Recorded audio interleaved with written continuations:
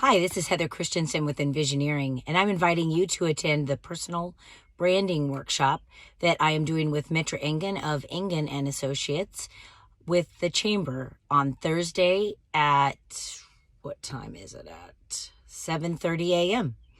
We'll be talking about personal branding, and personal branding is really what people say when you're not in the room. And mostly anymore, it's your online presence. And some people think this isn't an important thing for them, but it actually is important for entrepreneurs, employees, and even freelancers. The gig economy isn't going away, and so a lot of freelancers are needing to pay more attention to their personal brand and make sure that they are projecting the brand that they intend to. 34% of the workforce right now is freelancers. Also for employees, the average employee switches positions 12 times in their career. So it's very important to know what your personal brand is and be intentional about what that is.